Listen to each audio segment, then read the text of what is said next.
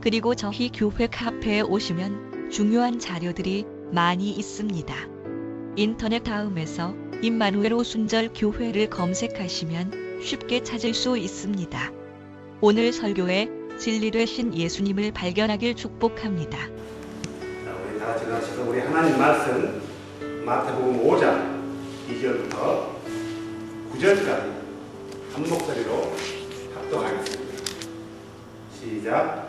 그분께서 입을 열어 그들을 가르쳐 이르시되 영이 가난한 자는 복이 있나니 하늘의 왕국이 그들의 것이기 때문이요 애통하는 자들은 복이 있나니 그들이 위로를 받을 것이기 때문이요 온유한 자는 복이 있나니 그들이 땅을 상속을 받을 것이기 때문이요 의에 쥐고 목마른 자는 복이 있나니 그들이 배부를 것이기 때문이요 긍휼을 베푸는 자들은 복이 있나니 그들이 긍휼을 얻기 때문이요 마음이 순수한 자들은 복이 있나니 그들이 하나님을 볼 것이기 때문이요 화평케 하는 자들은 복이 있나니 그들이 하나님의 아들이라 불릴 것이기 때문이요. 아멘. 잘 되시고 2주 동안 연합회비 때문에 한국을 못했고요.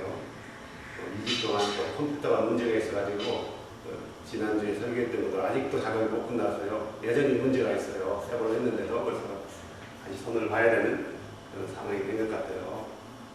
anyway, 그래서 계속 이어서 지금 팔복에 우리가 말하는 이 팔복에 대해서 얘기를 하는데요. 오늘은 일곱 번째 화평케 하는 자들은 복이 있나니 그들이 하나님의 아들이라 불릴 것이기 때문이요 라는 구절을 가지고 함께 은혜를 나누는 거예요. 제가 제 컴퓨터 안에는 약 한 10,000개, 한 2, 3만 개 넘는 설교 자료가 있어요. 그리고 수많은 주석들이 있고 이 주석이 내 컴퓨터 자료에 설교 자료라든가 또 다른 목사님들 설교해 놓은 것을 쭉 찾아보고 어떤 설교하기 위해 이들은 무엇을 어떻게 이 구절에 대해서 설교를 했는지 또 주석들은 뭐라고 얘기했는지에 대해서 다 조사해보고 그리고 나서 다른 이제 이 말씀 가지고 설교를 준비해요. 그래서 역시 이 말씀 구절에 대해서 다른 이들은 어떻게 설교했는가에 대해서 봤더니 다 그 안에서 어떤 테두리 안에서 이루어지는데 크게 다를 것이 없더라고요. 크게 다를 것이 없고 그래서 우리가 먼저 오늘 말씀을 듣기 전에 여기서 나오는 중요한 단어가 두 가지가 있어요. 두 가지. 이거의 의미를 정확히 안다면은 오늘 예수님께서 어떤 의도로 이 말씀을 했는지 우리가 쉽게 아주 어렵지 않고 너무나 쉽게 파악할 수 있다는 거예요. 우리가 먼저 중요한 두 개의 단어의 그 의미를 알아보고 그 다음에 말씀을 하려고 합니다. 먼저 화평케 하는 자, 또 이 화평케 하는 것은 평화하게 하는 자라고 말할 수 있어요. 그래서 성경에서는 평화라는 단어보다도 화평이라는 단어를 주로 사용해요. 평안이라는 단어나 평강이라는 단어가 거의 비슷하지 같은 의미지만 평강이라는 단어를 사용한단 말이에요. 화평케 하는 자, 이게 뭐냐 이거 화평이라는 게 뭐예요? 국어사전에 찾아보니까 화목하고 평온함 이렇게 나와 있어요. 화목하고 평온함. 또 두 가지 얘기하는데 나라 사이가 화목하고 평화스러움, 원만하다는 거예요. 문제가 없다는, 트러블이 없다라는 거예요. 평화도 마찬가지더라고요. 평화는 거꾸로 되어 있어요. 평온하고 화목함. 전쟁, 분쟁 또는 일체의 갈등이 없는 평온함 또는 그런 상태, 이것을 평화 그래요. 이 평화라는 의미를 자세히 살펴보면 어떤 의미를 담고 있냐면은 이 평화라는 단어를 사용할 때는 어떤 개인 안에서의 그 평화를 말하는 게 아니라 상대방과 나 사이에 그 원만한 관계로 인해서 얻어지는, 내 안에 얻어지는 어떤 평온함이랄까요? 이걸 말하는 거예요. 일체 트러블이 없는 것. 사람과 사람 사이에 마찰이 생기면요, 트러블이 생기면은 평화가 깨지고요, 그렇게 되면 내 안에 불안이 생기는 거예요. 오늘 화평케 하는 자라는 것은 뭐냐면은 어떤 누구와 누구 사이를 평안하게 트러블이 없게 해준다는 거예요. 반드시 이 평안한 단어는 상대방이 있어야 되는 거예요. 상대방과 어떤 상대방과의 평화가 이루어지면은 그 사람 속에는 뭐가 찾아오냐면 평강이 찾아와요. 평강이. 이 평강이라는 것은 내 안에서 넘치는 어떤 평온함에 어떤 문제가 없는 거, 염려, 근심, 걱정이 없는 거예요. 이게 평강이에요. 국어사전에 이렇게 나와 있어요. 걱정이나 탈이 없음. 마스크를 말하는 게 문제 없다는 거예요. 노프라고 하는 거예요. 또는 무사히 잘 있음. 이게 편안이에요. 평강은 걱정이나 탈이 없음. 이게 편안이나 평강이나 같은 말이에요. 같은 말임에도 불구하고 다르게 한글 단어로 사용되어 있는 거예요. 그래서 성경에서는 주로 평안인 거라도 평강이라는 단어를 사용하는 거예요. 그래서 이 평강은 어떤 개인의 안에서 외적인 문제가 없어질 때 개인이 얻을 수 있는 어떤 내적인 고요함을 말하는 거예요. 오늘 예수님께서 뭘 요구했냐면은 화평케 하는 자, 평화하게 하는 자들은 복이 있나니 그랬단 말이에요. 평화하게 하는 자는 복이 있나니. 이 평화하게 하는 자가 복이 있으면 그 사람을 평화하게 하는 자는 어떤 복을 준다고요? 하나님의 아들이라 일컬음을 받는데요. 하나님의 아들. 그러면은 사람과 어떤 상대방 사이에 화평케만 해주면 그 사람이 하나님의 아들이 되냐 이거예요. 누구를 하나님의 아들 하냐 이거예요. 누구를. 요한복음 1장 12절에 잘 나와 있어요. 개혁계의 내리라서 영접하는 자, 곧 그 이름을 믿는 자들에게는 그게 나와 있단 말이에요. 킹제임스에 이렇게 나와 있어요. 요한복음 1장 12절에 그분을 받아들인 자, 곧 그분의 이름을 믿는 자들에게는 다 하나님의 아들이 되는 권능을 그분께서 주셨으니, 이게 하나님의 아들은 누구냐면은 그분을 받아들인 자예요. 뭘로요? 주로. 그 이름이 주의 이름이라는 걸 믿는 거예요. 그리고 그분 말씀에 순종해서 그분이 요구하는 것에 합당하게 내가 믿음으로 반응을 보이는 거예요. 이게 바로 하나님의 아들이에요. 로마서 8장 14절에 이렇게 나와 있어요. 자, 이렇게 하는 사람은 어떻게 되냐면은 그분이 주라는 것을 믿고 그분의 이름이 예수라는 것을 믿는 사람들은 하나님의 아들이 되었는데, 그 다음에 어떻게 돼요? 요한복음 로마서 8장 14절에 다 하나님의 영에 의해서 인도함 받는데요. 다시 말해서 하나님의 영을 뭐라고요? 홀리 스피릿. 하나님 자신을 홀리 스피릿 끝난 말이에요. 다시 말해 우리말로는 성령의 인도함을 받는다는 거예요. 하나님의 아들은 성령의 인도를 받는 거예요. 다시 말해 하나님 자신의 인도를 받는 거란 말이에요. 그분을 주로 믿지 않고 그분을 받아들이지 않는 사람은, 그래서 성령의 인도를 받지 않는 사람은 하나님의 아들이 아니라 하나님의 아들이 아니다예요. 그죠? 여러분, 하나님의 아들을 하나님의 자녀라고 해요. 로마서 8장 16절에는 이렇게 있어요. 거룩한 영께서 친히 우리의 영과 더불어 우리가 하나님의 자녀인 것을 증언하시나니. 지금 로마서 말씀은 사도 바울 선생이 로마 교인들, 이 로마 교인들이 어떤 상태예요? 예수를 주로 받아들이고 그분의 이름을 믿으면서 그분의 이름으로 죄용서를 받아 성령을 받고 거듭나서 성령의 거룩한 영의 인도함을 받는 사람이에요. 그래서 이것을 하나님 자신이 직접 증언해 준대요. 뭐라고? 너희는 하나님의 자녀야. 다시 말해서 너는 하나님의 아들이야, 이렇게요. 하나님의 아들이 되는 방법은 육체로 이 땅에 오셨던 예수를 주로, 다시 말해 창조주로 믿고 우리를 구원하기 위해서 그분이 내 죄를 담당해서 십자가에서 죽으셨단 말이에요. 이분을 그리스도로 믿는 거예요. 죽을 뿐만 아니라 구원하신 분. 그래서 그분의 이름으로 죄 씻음을 받는 자들. 그래서 성령을 선물로 받는 자들. 이 사람을 가리켜서 하나님의 자녀, 하나님의 아들을 그렇게 불러요. 제가 한국에서 존경하는 목사님들이 몇 분 있어요.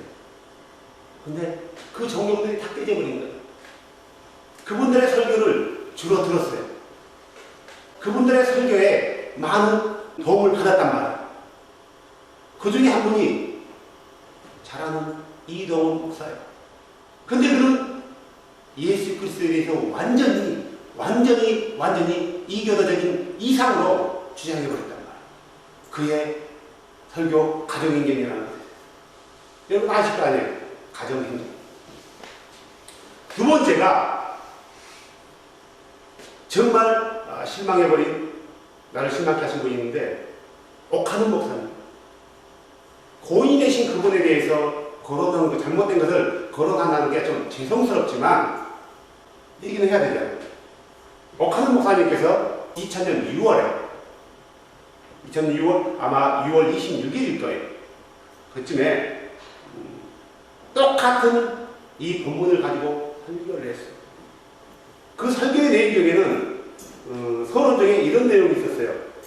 그 당시 6월 15일 날 고 김대중 전 대통령과 김정일 북한의 국방위원장이 서로 평양에서 만나서 남북 정상회담을 열었단 말이에요.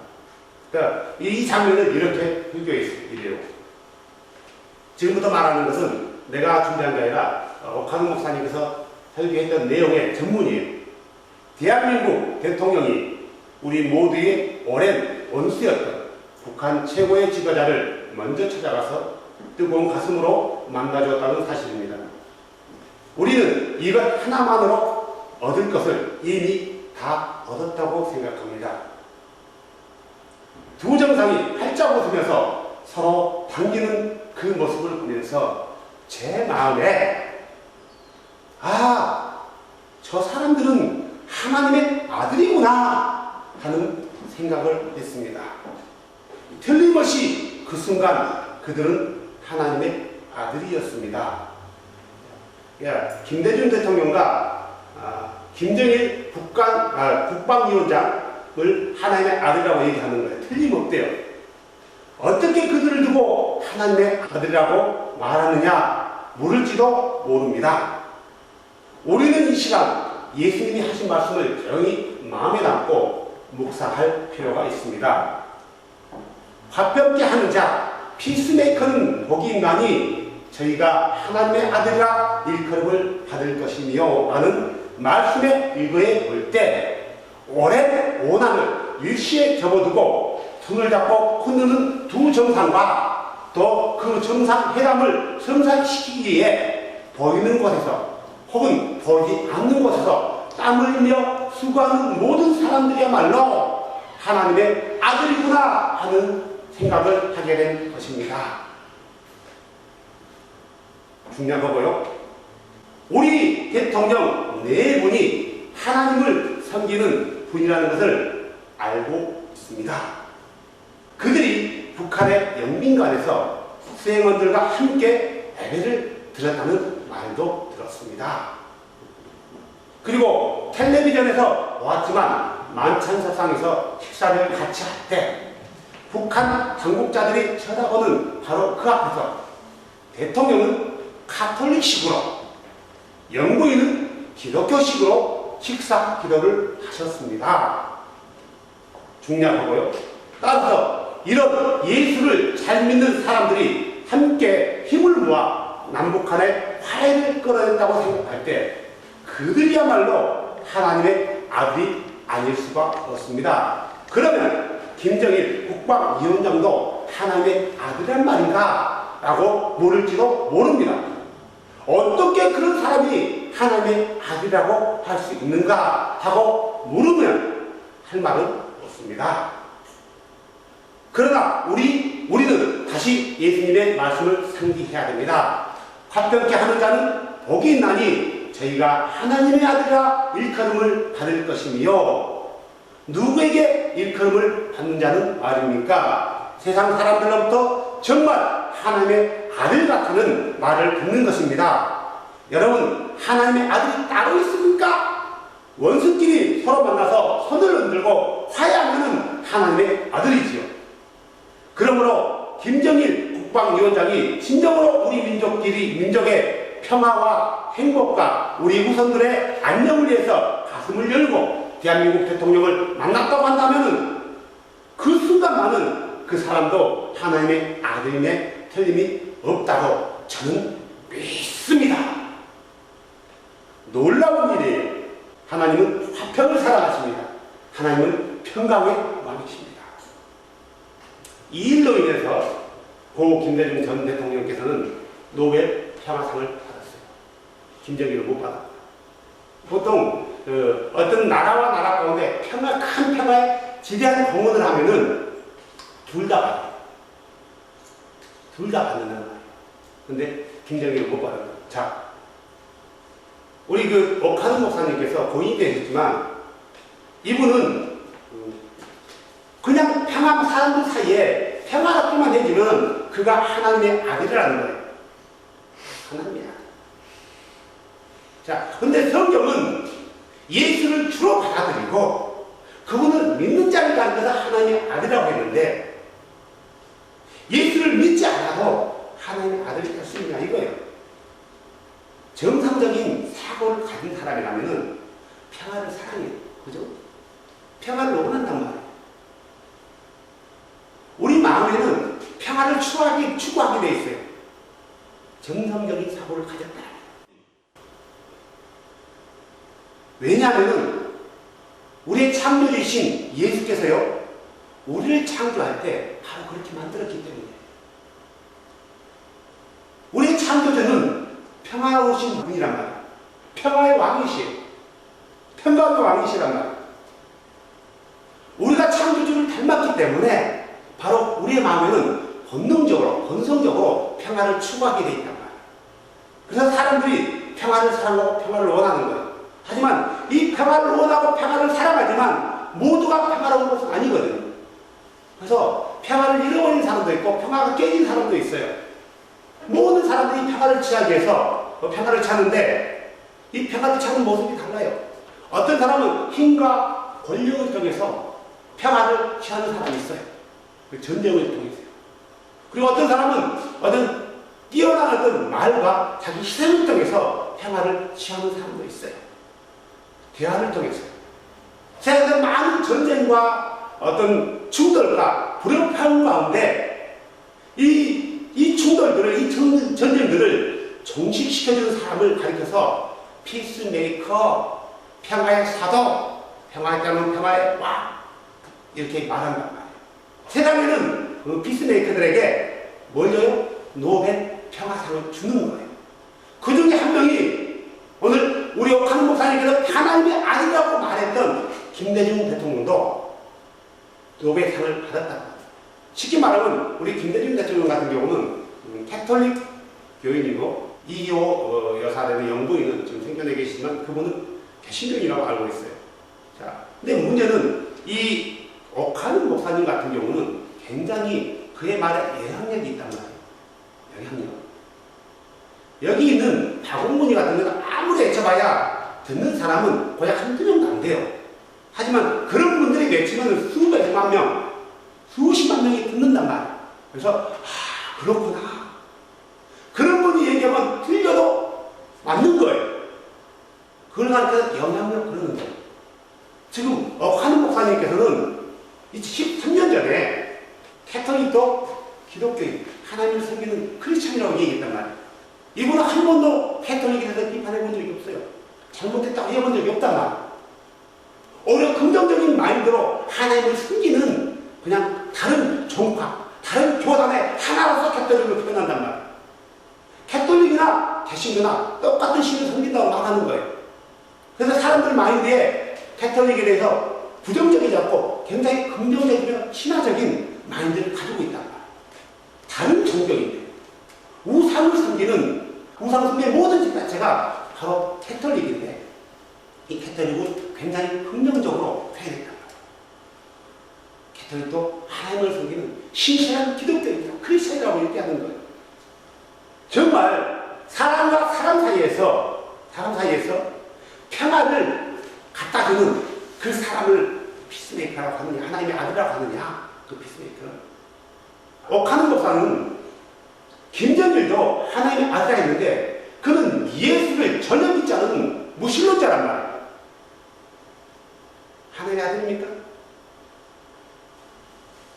인도에 가난한 사람들에 대해서 사회봉사를 하고요.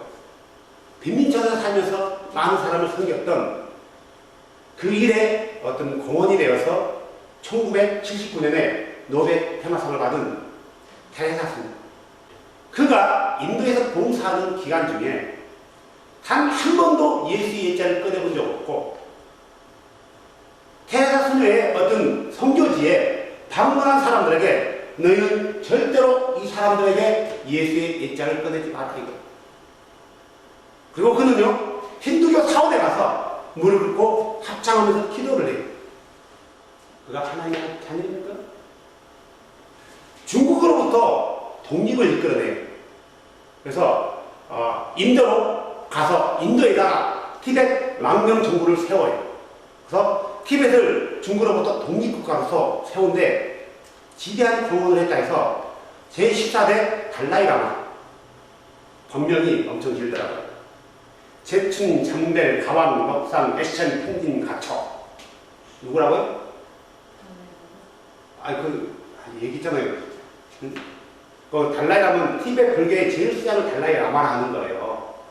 그가 달라이라마로 딱 선정되면은 그에게 법명을 줘요. 14대 달라이라마 이름이 제춘, 잠펠, 가왕, 넉상, 에션, 펜딘, 가처. 뭐라고? 이름도 어려워서 부르지도 못해요. 그냥 달라이라마 그래요. 이 달라이라마가요, 1989년에 노벨 평화상을 받아요. 달라이라마 하나님의 아들입니까? 그는 티베트 불교의 최고의 수장이란 말이에요. 소비에트 연방 대통령으로서요, 오늘 국제사에서 평화의 진착을 주도했던 공로로서요, 1990년에 노벨 평화상을 받은 소련의 대통령 마하일 고르바초프. 이 사람은 무신론자예요. 유물론주의란 말이에요. 피스메이커예요. 하나님의 아들입니까? 미얀마의 인권과 민주주의에 대해서 비폭력으로 투쟁하면서 억고를 치르고 고난을 당해요. 그리고 미얀마 사람들과 전 세계인들에게 존경받아요. 그래서 얼마 전에 미얀마의 대통령으로 돼요. 누구죠? 아웅산 수치 여사. 그가 1991년에 노벨 평화상을 받아요. 그는 불교인이에요. 불교인. 간디의 영향을 받고요. 부처의 사상의 영향을 받아요. 그는 피스메이커예요. 화평케 하는 자예요. 하나님의 아들입니까?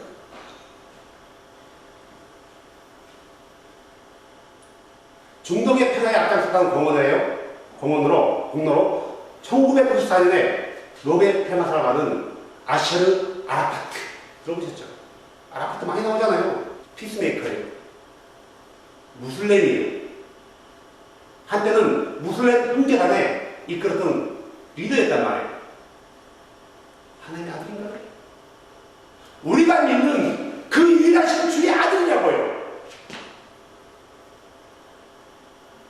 왜 성경에서 말하는 하나님의 아들은 이런 건데, 그 앞에 앉아있는 수많은 사람들에게 예수를 믿지 않아도 다른 종교를 믿고 다른 신을 믿어도 그를 하나님의 아들이라고 공갈치려고 속였냐고요. 저는 그 내용을 보고 화가 난 거예요. 믿었던 사람에게 발끈시키면요, 얼마나 배신감 느낌이었어요.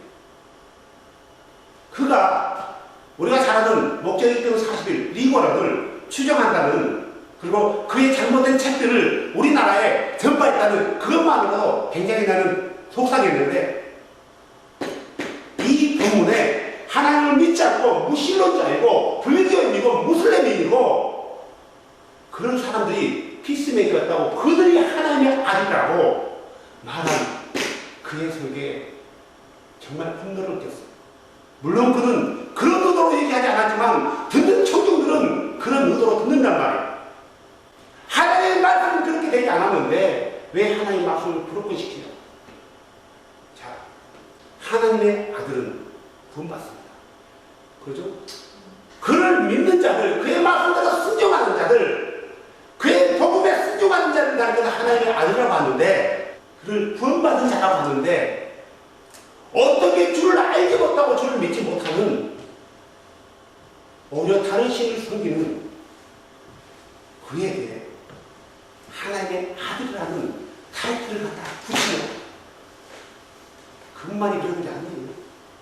옥목사님에겐 죄송하지만 그의 유족들에겐 죄송하지만 많은 목사들이 설교를 할 때 바로 사람과 사람 사이에 화평을 주는 자를 피스메이커 하나님의 아들이라는 의도식으로 이런 식으로 설교를 한다. 성경은 하나님의 아들을 그렇게 말하지 않아요. 왜 그럴까요? 왜 그들이 그렇게 얘기할까요? 이 예수님께서 말씀하신 이 본문의 의도를 정확하게 파악하지 못했기 때문에 그래요. 오늘 예수님의 말씀을 듣는 그들은 이런 마인드였어요. 그들은 하나님의 아들들이었어요. 누구예요? 유대인들이요. 그들은 아브라함의 후손으로서 그 아도나이를 세상 가운데 선포해서 그들도 자기들이 믿는 그 아도나이를 믿게 하기 위해서 아브라함을 택했단 말이에요. 그런데 그들은 그 아도나이를 이교도들에게 전파하지 않았어요. 전파하려고 하지 않았어요.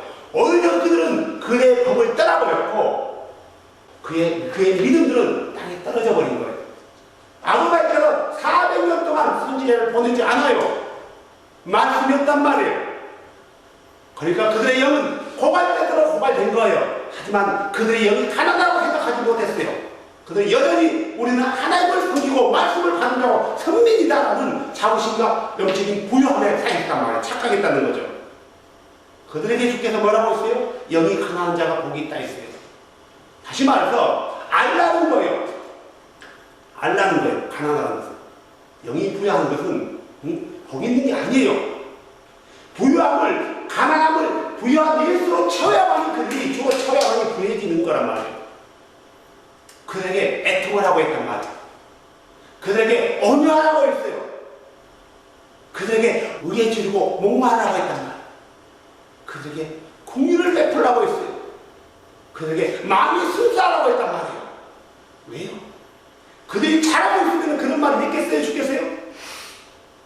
그들이 하나님과의 관계가 완전히 깨져버린 거예요.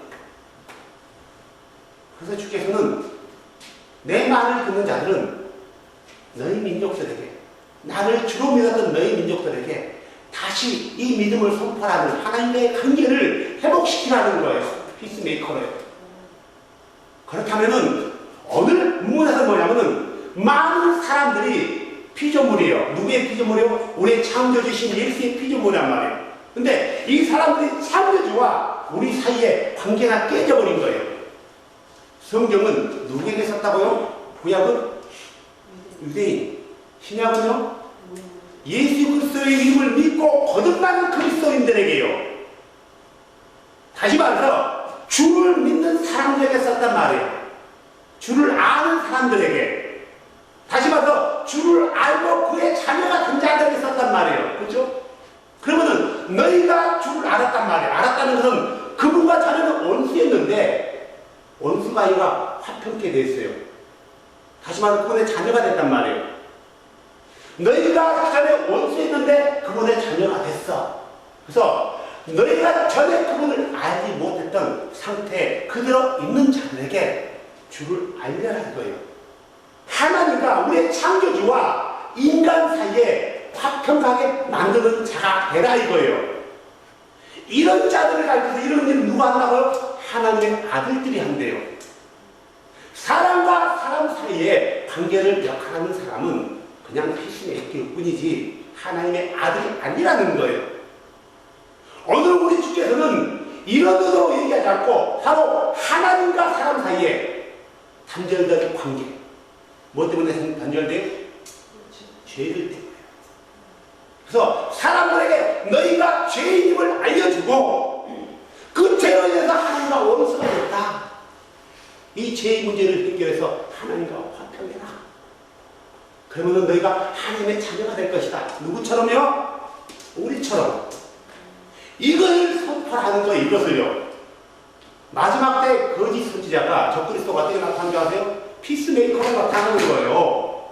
전쟁을 정식시켜요. 사람들에게 평화를, 일시적인 평화를 갖다 준단 말이에요. 적그리스도 하나님의 아들이라고 할 거예요?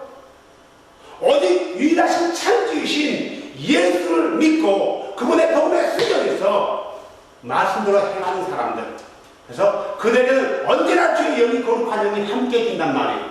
이들을 가리켜서 하나님의 아들 그러는 거예요. 하나님의 아들. 성경은 한 번도 그냥 사람 사이에 부역함을 가진 사람들에게 하나님의 아들을 하지 않아요. 역대하 13장 12절에 이렇게 나와 있습니다. 후반절에요. 오 이스라엘 자손들아, 너희는 주 너희 조상들의 하나님과 싸우지 말라. 너희가 형통치 못하리라. 합평하지 못한대. 평화롭지 못하대. 욥기서 22장 21절에는 이제 너는 스스로 그분을 제대로 알며, 뭐라고요? 스스로 그분을 제대로 알며 그분과 평화롭게 지내라. 개혁개정이 이렇게 나왔더라고요. 앞에 있는 걸 빼버리고 너는 하나님과 화목하고 평안하라. 그분을 알라는 걸 빼버린 거예요. 그리하면 복이 내게 임하리라. 하나님을 알아야 그분과 평안할 수 있어요.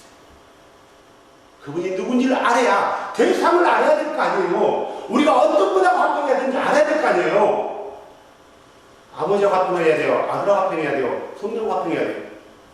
아들하고 해야 되는데 너 아들하고 합동하는 게 아니에요.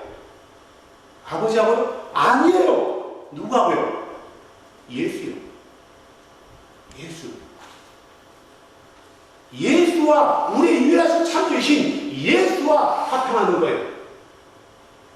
그는 우리의 아버지셨고 그는 아들로 오셨고 그는 성령이에요. 그분과 화평해야 된단 말이에요.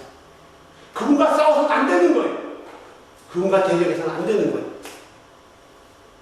고린도후서 5장 20절에 이렇게 나와 있어요. 그런즉 하나님께서 우리를 통해 너희에게 간청하시는 것 같이 이제 우리가 그리스도를 이해한 대사가 되어 그리스도를 대신하여 너에게 간구하노니 너희는 하나님과 화해해라.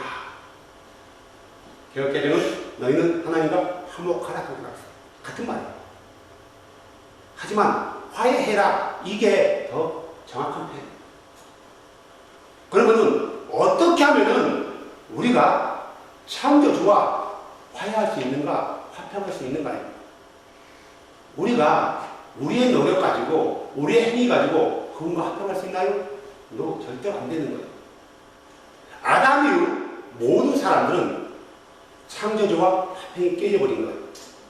아담 이후. 아담이 처음부터 화평이 깨졌나요? 아니에요. 그가 주께서 하지 말라고 명하시는 한순간 그분과 화평이 깨졌고 아담 이후 그의 모든 후손들이 그분과 화평하지 못해요. 뭐 때문에요? 죄 때문에. 죄 때문에. 원래 죄가 없었던 아담은 주와 화평한 사이였단 말이에요. 그래서 그분을 눈으로 보며 그분의 음성을 귀로 들으며 그것으로 함께 살았어요. 죄를 지은 아담은요 그분의 소리를 듣고 두려워가지고 부끄러워서 숨어버려요. 화평이 깨진 거예요. 누가 화평을 깨뜨린 거예요? 누가요? 주께서 깨뜨렸나요? 아니요. 우리의 조상 아담이 깨뜨렸어요. 계약을 파기했다라는 거예요. 평화협정을 맺었는데 그 평화협정을 깨뜨려버리면 어떤 거, 뭐가요? 전쟁과 불안과 공포가 오는 거예요. 하나님은 우리에게, 우리 조상 아담에게 평화할 수 있는 조건으로 말씀을 지키라고 했단 말이에요. 근데 아담은 그 말을 가벼이 여기고 깨뜨려버렸어요. 아주 일반적이고 상식적으로요. 자, 계약을 깨뜨린 자가 먼저 가서 사과를 해야 되나요? 계약을 깨뜨리지 않는 사람이 먼저 사과해야 되나요? 잘못한 사람. 잘못한 사람이 사과해야 되는 거예요. 그런데요, 우리 주께서는 인간이 먼저 하얀 게 아니라 그분은 잘못이 없고 흠이 없는데도 그분이 먼저 우리에게 손을 내밀어요. 화해 요청을 내민단 말이에요.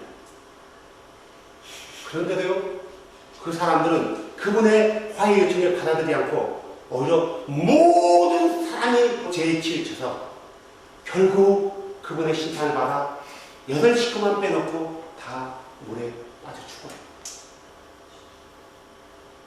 다시 우리 주께서는 노아의 여덟 식구를 통해서 새로운 역사를 시작해요.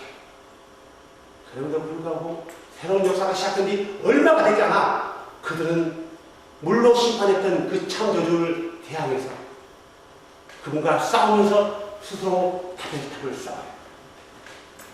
그래서 내가 신이다. 내 남편이 신이고 나도 신이고 내 아들도 신이다. 우리는 셋이지만 하나다. 라는 종교 교리를 만들어내요.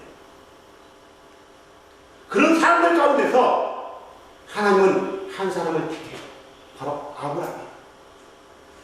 아브라함을 우상정대의 최대 근원이었던 바벨탑 쌓았던 그 지역 갈대아 우르에서 끄집어내요. 그래서 가나안 땅으로 데려갔어요. 이 아브라함과 아브라함의 후손을 통해서 하나님 많은 사람들에게 이 아도마니와 화목하기 위해서 그의 후손들을 택했지만 그들은 그의 법을 따르지 않아요. 그래서 주께서는 그들을 바른 길로 걷게 하기 위해서 많은 선지자를 보냈는데 오히려 그들의 백성은 그 선지자들을 돌로 쳐 죽여요. 그래도 열심히 보내요. 열심히 보서 아버지의 그 말씀을 메시지를 선보였지만 그들은 길을 막고 마음을 막고 눈을 감으면서 주를 향해서 등을 벌리는 거예요. 그들이 그랬어요. 그래서 주께서는 안 되겠는 거예요. 내가 직접 하면은, 내가 사람의 모습으로 직접 하면은 그들이 내 말을 들을 거야. 왜냐? 내가 선지자를 두면 수없이 내가 할 것이라고 얘기했기 때문에 내 때가 돼서 내가 하면은 말하는 그가 되는 일을 안다면은 그가 듣지 않겠어? 그가 될 거야. 그래서 그분이 직접 물로 세상을 심판했던 그분이 그의 백성들에게 율법을 줬던 그분이 아브라함을 직접 찾아갔던 그분이 세상을 창조했던 영이셨던 그분이 육체 안으로 오셨어요. 이 상황을 우리의 사도 요한은 이렇게 표현하고 있어요. 요한복음 1장이죠. 처음에 말씀에 계셨고 말씀에 계셨던 말씀만 들렸다는 거예요. 왜요? 하나님이 영이시니까. 이 말씀이 하나님과 함께 계셨고 하나님의 편성은 말씀이에요. 우리가 하나님을 느낄 수 있는 말씀밖에 없는 거예요. 그런데 이 말씀이 곧 하나님이셨더라. 다시 말해서 말씀하신 이가 하나님이셨대요. 말씀과 하나님이 다른 게 아니라 바로 그분께서 처음에 하나님과 함께 계셨고 그분에 의해서 모든 것이 만들어졌어요. 뭘 통해서요? 그분의 말씀을 통해서. 그분이 없이 만들어진 것이 하나도 없더라. 그분 안에는 생명이 있었으니 이 생명은 사람들의 빛이었더라. 이 빛이 어둠 속에 빛이 돼 어둠이 그것을 깨닫지 못하더라. 9절에 그 빛은 참으로 세상에 들어오는 모든 사람들을 비추느니라. 10절 그분께서 세상에 계셨으면 어떻게 계셨어요? 육체로 계셨대요. 세상이 그분에 의해 만들어졌을 때 세상이 그분을 알지 못하고 또한 그분은 스스로 자기 백성들에게 오시네 그분의 백성들은 스스로 그분을 받아들이지 아니하였더라.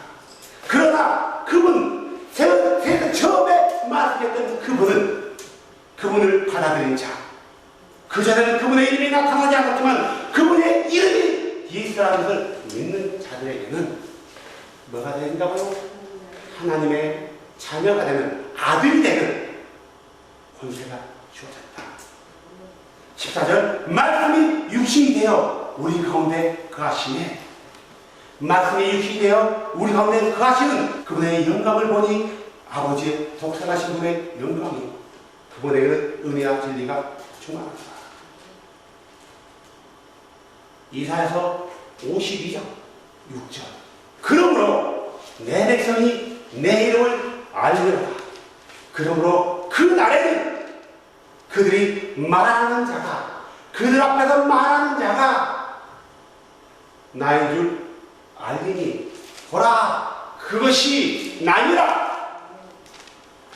누가 육체가 되어서 사람들 앞에서 말하고 있어요. 누가 지금 화평케 하는 자는 복이 있나니 그들이 하나님의 아들이라 일컬음을 받을 것이니라고 말하고 있냐고요.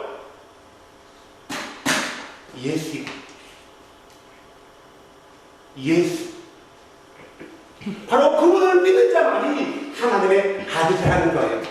그분을 믿는 자들은 바로 세상과 하나님 사이에서 화평을 전하는 자가 되어야 되는 거예요. 예수님이 말씀하신 의도는 바로 이거예요. 그런데요, 그분이 수없이 구약에 선지 활동에서 내가 오겠다, 내가 그들 앞에 말하겠다, 너희들이 나를 찌를 것이다, 그러나 너희들이 나를 알고 슬피움을 애통할 것이다. 나는 어디를 탄한다고요? 유다 베들레헴에서. 누구에게 탄한다고요? 처녀에게서. 나는 처음에 누구였다고요? 아기로 탄한데 영존하신 아버지다, 전명하신 하나님이다. 내가 사람들 가운데 거할 거다. 어떻게 임마누엘로 수없이 얘기했는데 그들은요, 그 주가 육체로 왔는데 그만 그 주를 알아보지 못했기 때문에 어떻게 했어요? 더없는 자 빌라도의 손을 빌려서 십자가에 천천히 목을 박았어요. 근데 그들이 못 박기 전에 어떤 행위를 했어요? 그분의 뺨을 때리고 그분의 얼굴에 침을 뱉으며 시도라도 하나 거치지 않게도 모든 옷을 벗겨버려요. 사람들의 수치거리를 만드는 거예요. 저놈하는 거예요. 네가 하나님이냐? 그러면 너부터 구원해봐. 너부터 구원해봐. 주님과 화평하지 못한 자는 그 주가 육체로 왔을 때 십자가에 못 박았거든요. 그리고 마지막에는 창으로 그분의 옆구리를 깊이 찔러서 완전히 숨통을 끊어버려요. 하지만 그분은요, 뺨을 맞으면서 한 번 더 자기의 뺨을 때리는 그의 백성들에게 네가 왜 때리냐, 저주받은 자들아라고 저주해본 적도 않고, 주여, 저들이 알고 저러겠습니까? 모르기 때문에 그들이 그 줄을 알아보지 못하고 수없이 선지자를 통해서 말했지만 모르기 때문에 그들이 바로 당신의 뺨을 때리는 게 아닙니까? 주여 용서하소서, 주여 용서하소서, 주여 용서하소서. 저들의 피를 저들에게 돌리지 마소서. 하지만 그들은 스스로 뭐라고 했어요? 그를 죽이는 피를 나와 내 후손들에게 돌려라. 알았다면 했겠냐고. 알았다면 했겠냐고.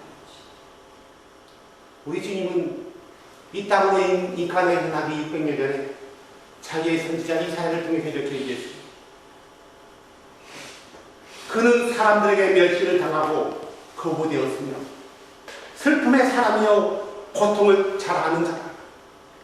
우리는 그를 피하려는 것 같이 우리 얼굴을 감추며 그는 멸시를 당하였고 우리는 그를 귀히 여기지 아니하였다. 참으로 그는 우리의 고통을 짊어지고 우리의 슬픔을 당하였더니 우리는 그가 매를 맞고 하나님께 받아 고난을 당하신다 생각하였노라. 그러나 그는 우리의 범죄로 인해 부상을 당하였고 우리의 문법들로 인해 상하였노라. 그가 징벌을 받고 우리가 화평을 누리고 누가 화평을 누리는 거예요? 자신과. 그가 자책에 맞음으로 우리가 고침을 받았더라. 우리는 나야 같아서 길을 잃고 각기 자기 길로 갔거늘 주께서 우리의 모든 불법을 바로 그에게 담당시켰다. 그가 학대를 당하고 고난을 당하여서 자기 입을 열지 아니하였으며 마치 도살장으로 향하는 어린 양같이 끌려가 털 깎는 자 앞에서 잠잠히 양탄장하는 양같이 자기 입을 열지 아니하였다. 저주하지 않았다는 거예요. 그는 감옥에 가지 못하였고 공평한 재판도 받지 못하였으니 누가 그의 세계를 밝히 드러내리노. 그는 산자들의 땅에서 끊어졌으며 내 백성의 범죄로 인하여 매를 맞았도다. 누구예요? 누구? 바로 예수예요. 우리가 아들 하나님이라고 불렀던 예수란 말이에요. 그는 아들 하나님이 아니라 구약을 창조주로 만든 그분이 아들로서 오신 거예요. 그러면은 그분을 알아보지 못하고 여전히 아들 하나님이라고 사람이라고 지금 형체를 가지고 있다고 말하고 있는 우리나 그분을 없는 자의 손을 빌려서 십자가에 매달고 창으로 찔렀던 유대인이나 로마 분들이나 다를 게 뭐가 있어? 다를 게 뭐가 있냐? 로마서 8장 5장 8절은 그 상황을 이렇게 설명합니다. 우리가 아직 죄인이었을 때 그리스도께서 우리를 위해 죽으심으로 하나님께서 우리를 향한 자기의 사랑을 당당히 제시하셨느냐. 얼마나 그분이 사랑했으면 자신이 직접 육체를 가지고 이 땅에 오셔서 자기 육체를 자기가 내놓은 그 육체를 십자가에 내놓으셨단 말이에요. 그래서 스가랴서 12장 9절에 뭐라고 있어요? 그날에는 내가 다윗의 집과 에르사렘 거주민들에게 은혜의 영과 강구의 영을 보여주리니 그들이 낳고 자기들이 찌르는 나를 바라보며 자기의 외아들을 잃은 것처럼 울 것이. 그들이 언제 아도나를 찔렀어요? 언제 찔렀냐고? 그들이 찔른 자가 누구예요? 예수. 이 예수가 아도나인데 그 아도나를 몰라봤다는 거예요. 로마서 5장 10절에 이렇게 나와 있어요. 이는 우리가 원수였을 때, 죄인이었을 때, 원수였을 때 누가 원수예요? 자녀하고 나 원수란 말입니까? 우리의 창조주와 원수였다는 거예요. 누구에 대해서 우리가 죄인이었어요? 내가 자녀 때 죄지었기 때문에 죄인이었나요? 아니에요. 우리의 창조주에게 죄인이었단 말이에요. 우리가 원수였을 때 하나님의 아들의 죽으심으로 말미암아 누구의 예수를 가리키는 거예요. 하나님과 화해하게 되었을 텐데 화해하게 된 자로서 더욱더 그분의 생명으로 말미암아 구원을 받을 것이 됩니다. 왜 예수가 십자가를 질 수밖에 없었냐고? 왜 그분이 십자가를 질 수밖에 없었냐고요? 바로 에베소 2장 11절부터 17절까지 나와 있어요. 그러므로 기억하라. 에베소 교인에게 얘기하는 거예요. 하나님을 알지 못하고 이기어들었던 그들에게 말하고 있는 거예요. 그러므로 기억하라. 너는 지나간 때 육체로는 이방인이요 서로 육체에 행하는 할례를 받아 할례자 불리는 자에 의해 무할례 자라. 하지만 선택받지 못한 지옥 백성이라 불리는 자니라. 그때 너희는 그리스도 밖에 있었고 이제는 그리스도 예수님 안에 그리스도의 피로 가까워졌느니라. 그분은 우리의 화평이시니라. 그분께서 둘을 하나로 만드사. 그래서 둘 하나는 유대인과 이방인을 말하는 거예요. 어떻게 하나 했어요? 한 형제가 된 거예요. 한 아버지를 섬기고 한 침대를 받은 거예요. 하나가 된 거예요. 그래서 뭐 한다고요? 하나로 만드사 우리 사이에 중간에 분리의 벽을 품으시고 우리 사이에 있는 것은 이방인과 유대인이에요. 또 십자가로 그 원수로 되게 하는 것을 죽이사 친히 십자가로 이 둘을 한 몸으로 하나님과 화해하게 하려 하십니다. 이방인과 유대인이 바로 예수 그리스도로 인해서 인간으로 오셨던 그분으로 인해서 하나님과 화해시키려고 십자가를 졌대요. 그래서 진정한 피스메이커는 누구냐? 바로 예수였어요. 예수가 그냥 전쟁을 종식시켰나요? 아니란 말이에요. 예수는 전쟁을 종식시키가 온 게 아니란 말이에요. 예수는 사람과 사람 사이에 평화가 깨지는 세우기 위해서 온 게 아니에요. 예수는 하나님과 사람 사이에 깨진 그 관계를 회복시키시기 위해 왔단 말이에요. 뭐 때문에 깨진 거예요? 죄 때문에. 그래서 그분은 죄를 죄에 대해서 외쳤단 말이에요. 회개하라! 천국이 가까웠느니라. 화평케 하는 자는 예수 그리스도의 복음을 가지고 죄를 내치는 거예요. 하나님의 자녀는 동성연애자가 없단 말이에요. 동성연애자를 교회에 들어준다는 이유 때문에 동성연애는 죄가 아니고 벽이야! 라고 말하는 것은 불법이에요. 동성연애는 죄야. 네가 하나님과 화목하지 못했기 때문에 죄로 인한 결과야. 회개하고 네 죄를 벗어버리고 죄를 씻어버려. 누구의 이름으로요? 예수 그리스도의 이름으로. 이게 바로 하나님과의 화평을 외치는 내용이고, 이게 바로 하나님과의 화평을 전하는 사람이란 말이에요. 바로 하나님의 아들들만이 하나님과 사람 사이의 화평의 자리를 넣을 수 있는 화평케 하는 자예요. 사람과 하나님 사이에 화평을 전하지 않는다면 그는 어쩌면 하나님의 아들이 아닐 수 있어요. 계속해서 얘기했지 않습니까? 팔복은 세상 가운데 복받으라는 것을 말하는 게 아니라 하나님의 자녀로서 구원받은 백성들의 삶에 대해서 얘기하는 거예요. 구원받은 사람은 이렇게 사는 거예요. 그래서 그들은 어디서 결국 그들이 원하는 거 얻어요? 이 땅에서요? 그분의 나라에서요. 그분의 나라에서. 하나님의 아들이 아닌 자는 아무도 그분의 나라에 갈 수 없어요. 갈 수 있나요? 하나님의 아들만이 그분의 나라에 가는 거예요. 사랑하는 여러분, 어떻게 하면 우리가 하나님의 아들이 될 수 있어요?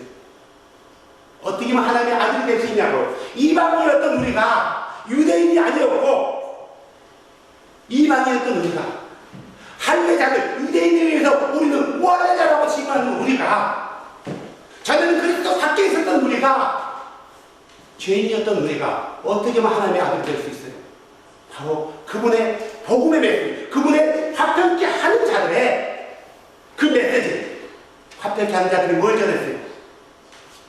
회개하고 주 예수 그리스도의 이름으로 침례를 받아 네 죄를 씻어버려라. 그러면 성령을 선물로 받는다. 그러면 거듭난다. 자기가 하나님의 아들이 된다 이거예요. 다시 말해서 하나님의 아들이 되는 방법은 딱 한 가지밖에 없어요. 그가 예수를 주로 받아들이고 그리스도로 믿으며 그분께서 내 죄 때문에 죽었다는 것을 믿고 바로 그분의 피로 죄를 씻어야 되는데, 그분의 피로 어떻게 하면 죄를 씻을 수 있어요? 입술로 입술에 고백으로요? 아니에요. 화평케 하는 자들이 맺혔던 것은 바로 그거예요. 네가 네 죄를 씻으려면은 회개하고 예수 그리스도의 이름으로 머리에 물 뿌리지 말고 물속에 잠기는 침례를 받으라 이거예요. 그러면 네가 하나님의 아들이 되는 거예요. 이걸 아는 사람은 이걸 모르는 사람들에게 전해서 그들도 하나님의 아들이 되게 만드는 거란 말이에요. 그들도. 이사야서 52장 7절 보세요. 6절부터 보세요. 그러므로 내 백성이 내 이름을 알리라. 그러므로 그날에는 그들이 말하는 자가 나인 줄 알리니 보라 그것이 아니라. 이 사실을 전하는 거예요. 이 좋은 소식을 가져오고 화평을 선포하고 복된 좋은 소식을 가져오고 구원을 선포하며 시온에 이르기를 내 하나님께서 통치하신다 하는 자의 산을 넘는 발이 어찌 그리 아름다운고 어찌 그리 복된고 그 말이에요. 누가 통치해요? 시온을요? 누가 통치하냐고요? 예수 아닌가요? 이걸 전하는 게 복음이라요. 합병케 하는 자들의 메시지는 바로 복음인 거예요.